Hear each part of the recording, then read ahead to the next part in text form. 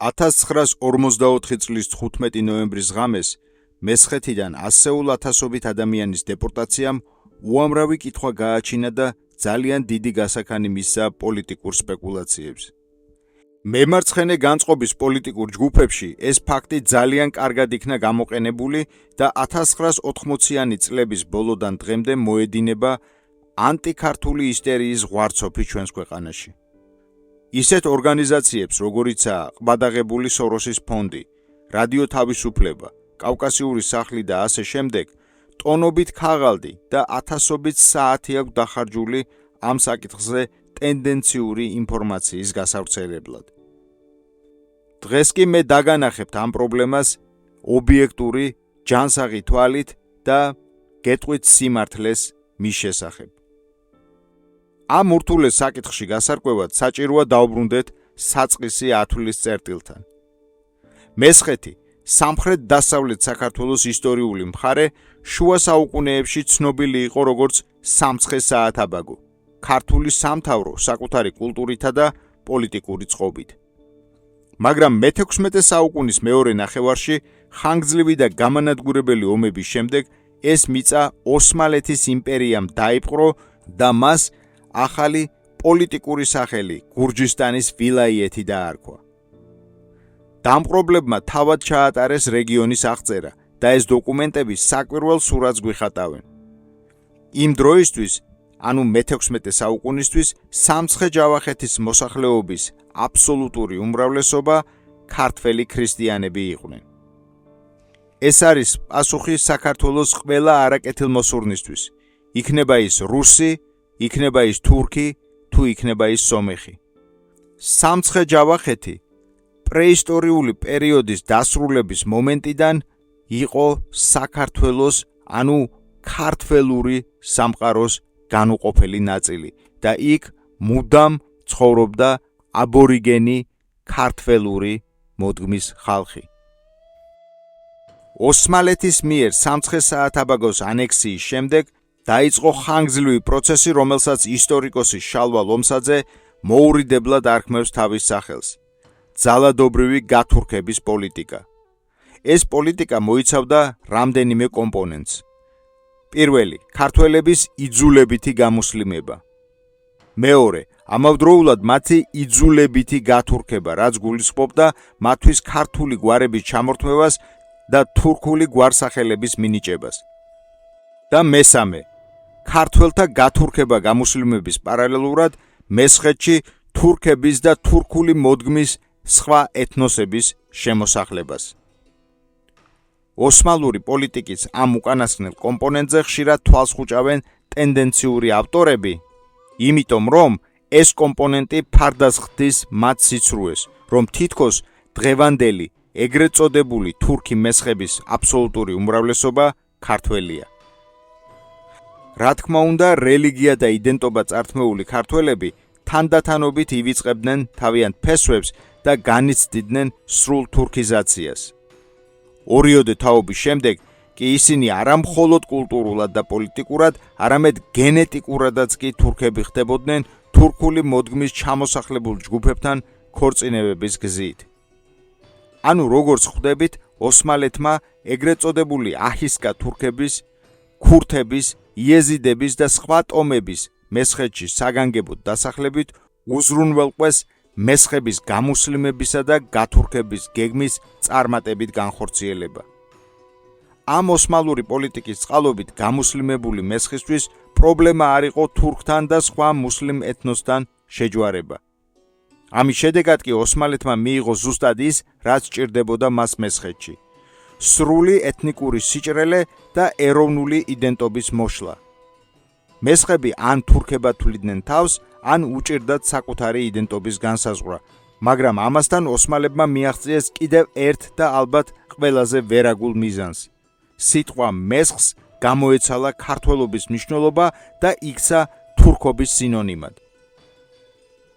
დღევანდელ ქართველებს რატომღაც გვიკვირს და გვიჭირს იმის დაჯერება, რომ აფხაზი იგივე დასავლეთ ქართველს ნიშნავდა და რომ აფსუებმა ეს სახელი მხოლოდ მე-16 საუკუნიდან მიიტაცეს. არადა თითქმის ამდაგვარად გაუცხობდა სიტყვა მესხიც და ორივე შემთხვევაში ეს მოახერხა მტერმა, ასიმილატორმა ძალამ. მაგრამ მესხეთის ტრაგედია აქ არ დასრულებულა. მე-19 საუკუნეში 1828-1829 წლების რუსეთ-თურქეთის ომის შემდეგ მესხეთი რუსეთის იმპერიის ხელში გადავიდა და დევნის ახალი ტალღა დაიწყო, ამჯერად სულ სხვა მიმართულებით. გენერალი პასკევიჩი აქტიურად უწყობდა ხელს ადგილობრივი მუსლიმი მოსახლეობის ოსმალეთში გადასახლებას. მათ ადგილას კი მასობრივად შემოჰყავდა სომხური მოსახლეობა იგივე ოსმალეთიდან. მხოლოდ 1830 წელს რუსული ადმინისტრაციის ხელშეწყობით სამცხე-ჯავახეთში ჩასახლდა 14,044 არზრუმელი სომეხი ოჯახი. ისტორიკოსების შეფასებით ეს იყო ეროვნული მასშტაბის დემოგრაფიული კატასტროფა, რომელმაც საქართველოში თითქმის უხმაუროდ ჩაიარა. ესეც პასუხი სომხებს თუ რამდენად მშობლიურია, ასე ვთქვათ, ბრჭყალებში მათთვის სამცხე-ჯავახეთი. ისინი აქ 1830-იანი წლებიდან ჩნდებიან და ისიც რუსეთის იმპერიის ხელოვნური ჩარევით. ასე ჩამოყალიბდა ორმაგი დრამა. ერთი მხრივ მკვიდრი მესხური მოსახლეობა თანდათან შორდებოდა თავის ისტორიულ იდენტობას. მეორე მხრივ თავად მისი მიწა უცხოვდებოდა მისივე თვალწინ. ანუ კიდევ ერთხელ რომ გავიაზროთ რა მოხდა. მესხების უდიდესი ნაწილი იძულებით გამუსლიმდა და ქართული გვარები თურქულით შეეცვალა. აქ გამომრჩა ერთი მნიშვნელოვანი დეტალი. მესხების მცირე ნაწილმა მოახერხა ქრისტიანობის შენარჩუნება კათოლიკობაზე ან სომხურ გრიგორიანულ წამსზე გადასვლის წყალობით. მაგრამ ასეთი მესხების მიმართ განხორციელდა არანაკლები ბოროტება. ისინი სომხებად იქნენ ჩაწერილნი ჯერ ოსმალების, ხოლო შემდეგ რუსების მიერაც და ამ ფაქტმა კიდევ უფრო დიდი გაუგებრობა შემოიტანა მესხთა იდენტობის საკითხში. მეორე მხრივ კი ოსმალებმა მიზანმიმართულად შემოასახლეს თურქები და სხვა ანატოლიელი ხალხები და ამით შეგნებულად ააჭრილეს რეგიონი. რუსების შემოსვლის შემდეგ კი მოხდა კიდევ ერთი ხელოვნური ეთნიკური დისბალანსი. მუსლიმი მოსახლეობის გასახლება და ოსმალეთის სომხების შემოსახლება. აქაც უნდა გავაცნობიეროთ ერთი რამ. განსხვავებით ახლანდელი მესხეთელი თურქისგან, მე-19 საუკუნის 30-იან წლებში რუსეთის იმპერიამ მართლაც რომ ბევრი ნამდვილად ეთნიკური ქართველი გადაასახლა, ანუ ისეთი, ვისაც მიუხედავად გამუსლიმებისა, ისტორიული მეხსიერება და ეროვნული იდენტობა მაინც არ ჰქონდა წაშლილი და დანამდვილებით იცოდა, რომ ის ქართველი იყო. იცოდა ასევე სრულყოფილად ქართული ენაც. მიუხედავად ბევრი მათგანის პროტესტისა და მტკიცებისა, რომ ისინი ქართველები იყვნენ, რუსებმა ისინი მაინც თურქებად გააფორმეს და მოიშორეს.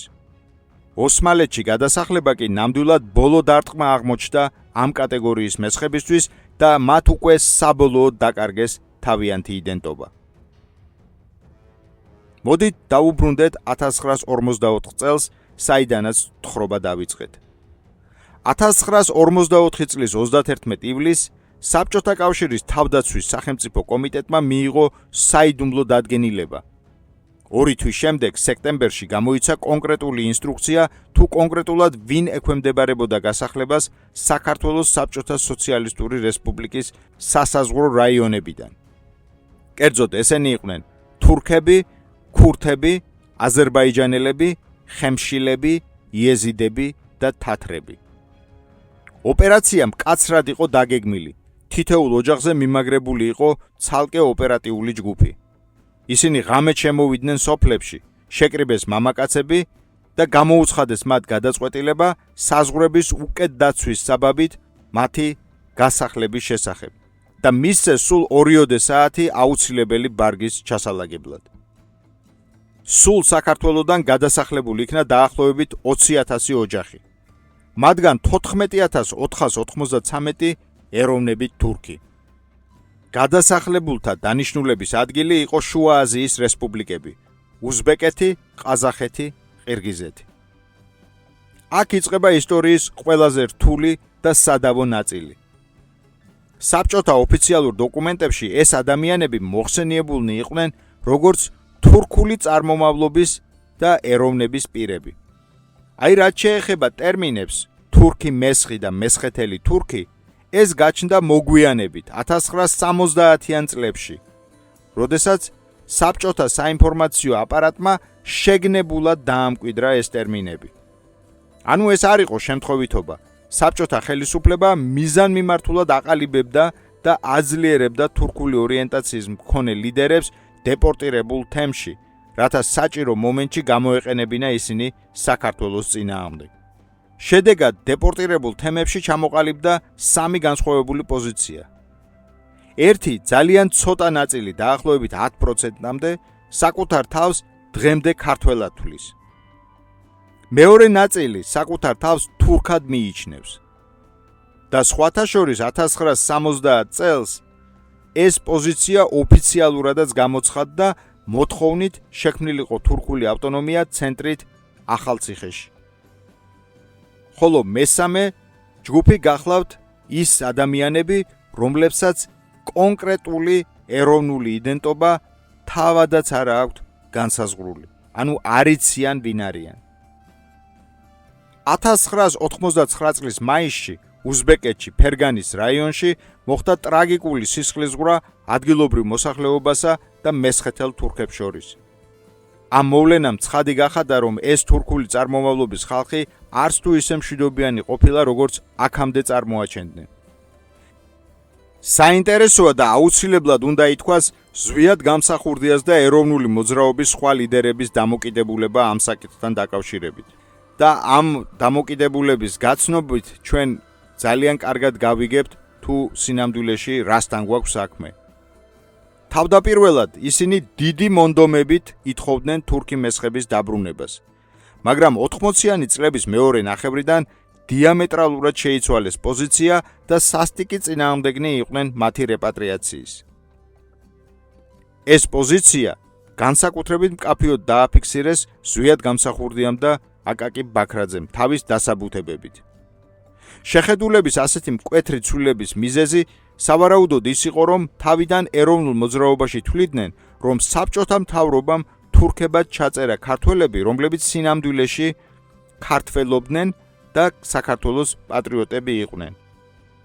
აქედან გამომდინარე, ეროვნული მოძრაობის ლიდერები თვლიდნენ თავიდან, რომ ამ დეპორტირებული ხალხის შთამომავლების სახით საქართველო მიიღებდა პატრიოტთა ახალ და დიდ ტალღას. მაგრამ როგორც ჩანს, საკითხის ღრმად შესწავლის შემდეგ ისინი დარწმუნდნენ, რომ საქმე ჰქონდათ არა ქართველ პატრიოტებთან, მაგალითად ისეთებთან, როგორებიც არიან ფერეიდნელი ქართველები, არამედ ტიპიურ თურქებთან და რომ პატრიოტთა ნაკადის ნაცვლად საქართველო მიიღებდა ტროას ცხენს. აქედან გამომდინარე, გამსახურდიამ, ბაქრაძემ და პრაქტიკულად მთელმა შემადგენლობამ ეროვნული მოძრაობისამ უარი თქვა ამ ადამიანების რეპატრიაციის იდეაზე.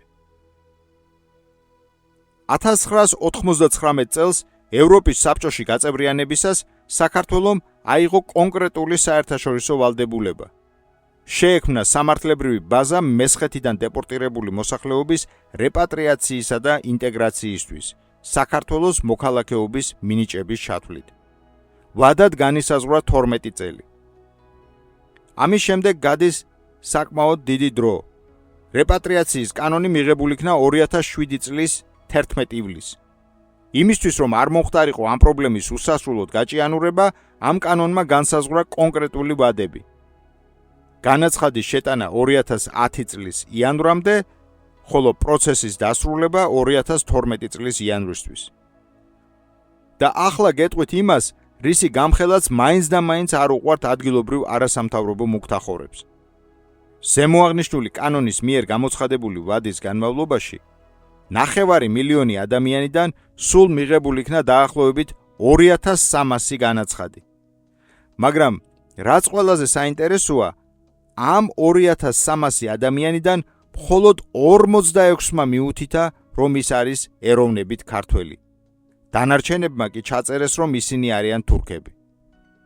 დღეს საქართველოში ცხოვრობს მუსლიმი მესხების დაახლოებით 150 ოჯახი ძველი რეპატრიანტების ჩათვლით. მათგან 40 ოჯახი ახალციხეში. თამამად შეიძლება ითქვას, რომ ეს პრობლემა სამართლებრივად ამოწურულია, რადგან 2010 წლის იანვარში განაცხადის შემოტანის ვადის ამოწურვის ეს პროცესიც დასრულდა. მაგრამ ახლა ეს საკითხი შეიძლება ახალ წრეზე დატრიალდეს და აი რატომ. სულ ახლახან ეგრეთ წოდებულ მესხეთელ თურქებზე ლაპარაკი წამოიწყო თურქეთმა. ეს კიდევ ერთხელ ადასტურებს იმ ფაქტს, რომ ეს ხალხი, ანუ ეგრეთ წოდებული თურქი მესხები, არიან არა ქართველები, არამედ თურქები. სხვაგვარად, უბრალოდ ყოველგვარ ლოგიკას მოკლებულია თურქეთის მთავრობის და მისი პრეზიდენტის ერდოღანის საოცარი გააქტიურება ამ ხალხის ინტერესების დასაცავად. ყაბელაშვილთან შეხვედრის დროს ერდოღანმა პირდაპირ ილაპარაკა მათი საქართველოში დაბრუნების აუცილებლობაზე და ამ მხრივ თურქეთის სრულ მზადყოფნაზე მათთვის დახმარების გასაწევად. სვამ ძალიან უბრალო კითხვას. როდის იყო თურქეთი ზრუნავდა და გულშემატკივრობდა უცხო ერის წარმომადგენელთა და მით უმეტეს ქართველების სამშობლოში დაბრუნებას და ამისთვის ფინანსური დახმარების გაწევასაც თავაზობდა. თურქეთი ასე იმიტომ ლაპარაკობს, რომ მან კარგად იცის თუ ვინ არის ეს ხალხი სინამდვილეში და მათი საქართველოში შემოსახლება ჭირდება საქართველოზე ახალი და ძლიერი გავლენის ბერკეტის მოსაპოვებლად. ამის კიდევ ერთი დასტურია ის, რომ ერდოღანი ამ ხალხს თურქულ პასპორტებს დაპირდა. ანუ თურქეთი ცდილობს დაახლოებით ისეთივე სცენარის წარმართვას სამცხე-ჯავახეთში, როგორც ეს გააკეთა რუსეთმა შიდა ქართლსა და აფხაზეთში. ქართული მოსახლეობის შევიწროება ხელოვნურად შემოდინებული უცხოტომელების ხარჯზე და ამ უცხოტომელების მასობრივი პასპორტიზაციით თურქეთის მოქალაქეთა სოლიდური რაოდენობის გაჩენა საქართველოს საზღვრებს შიგნით. თუ რა არის ამ ყველაფრის საბოლოო მიზანი, ალბათ ყველასთვის გასაგებია. ქვეყნის კიდევ უფრო ღრმა დეზინტეგრაცია და მისი კიდევ ერთი ძირძველი კუთხის ჩამოშორება. დასკვნის სახით მე დაგანახებთ ამ საკითხს სამართლებრივი კუთხით. თურქები, ქურთები და სხვა ეთნოსები სამცხე-ჯავახეთის ტერიტორიაზე არ შემოუსახლებია საქართველოს რომელიმე მთავრობას. არამედ ისინი შემოასახლა თავის დროზე ოსმალეთის იმპერიამ და თანაც ისე, რომ ქართველი ხალხისგან თანხმობა არ უთხოვია. შესაბამისად, ეს ეთნოსები საქართველოს ტერიტორიაზე წარმოადგენდნენ დამყრობელი ოსმალეთის ინტერესების გამტარებელ ძალას. 1944 წელს კი ისევ და ისევ ქართველი ხალხის ჩარევის გარეშე და მისთვის დაუკითხავად მეორე იმპერიამ, საბჭოთა კავშირმა მოაწყო ამ ხალხების დეპორტაცია შუა აზიაში. ანუ საქართველოს და ქართველ ხალხს არავითარი წვლილი არ მიუძღვის არც მათ ჩამოსახლებაში და არც მათ გადასახლებაში. მეტიც, საქართველო არ წარმოადგენს საქართველოს საბჭოთა სოციალისტური რესპუბლიკის სამართალმემკვიდრეს, არამედ ის არის საქართველოს პირველი რესპუბლიკის სამართალმემკვიდრე. ეს კი იმას ნიშნავს, რომ საქართველო არც მორალურად და არც სამართლებრივად პასუხს არ აგებს 1944 წლის დეპორტაციის მოწყობისთვის. აქედან გამომდინარე, თუ კი რაიმე პრეტენზია გააჩნიათ ეგრეთ წოდებულ თურქ მესხებს, ეს პრეტენზიები უნდა გააჩნდეთ არა საქართველოსა და ქართველების, არამედ რუსეთის ფედერაციის მიმართ, რომელიც საბჭოთა კავშირის სამართალმემკვიდრეა. რაც შეეხება მტკიცებას, რომ არა აქვს მნიშვნელობა თურქი მესხების ეროვნულ და რელიგიურ კუთვნილებას და მიუხედავად ამისა ჩვენ ვალდებულები ვართ ისინი დავაბრუნოთ საქართველოში, რადგან მათი წინაპრები აქ ცხოვრობდნენ. სვამ ძალიან მარტივ კითხვას. რატომ უნდა მივცეთ საქართველოში უკუ გადმოსახლების უფლება იმათ, ვისაც მესხეთი ქართველების კი არა, თურქების მიწად მიაჩნია. ასევე რატომ უნდა დავაბრუნოთ ხალხი, ვისაც სრულიად გაცნობიერებულად უწერია ეროვნების გრაფაში თურქი და ვინც არასდროს არ ყოფილა ჩვენი ქვეყნის მოქალაქე. როგორც ხედავთ, თურქი მესხების ჩამოსახლების საკითხი საერთაშორისო სამართლებრივი თვალსაზრისით არის ამოწურული და დასრულებული. მაგრამ ასევე ხედავთ, რომ ამ საკითხის ხელახლა წარმოყენება არის ანტიქართული ძალების ინტერესში. ნუ ვიქნებით ამ ძალების ინტერესების გამტარებლები ქართველები. თუ კი ვინმეს რეპატრიაციაზეა საუბარი საქართველოში, პირველ რიგში ეს უნდა იყოს ფერეიდნელი ქართველების რეპატრიაცია, რომლებსაც აქვთ აბსოლუტური მორალური და სამართლებრივი საფუძველი დაბრუნდნენ თავიანთ ისტორიულ სამშობლოში და გახდნენ ამ ქვეყნის სრულფასოვანი მოქალაქეები.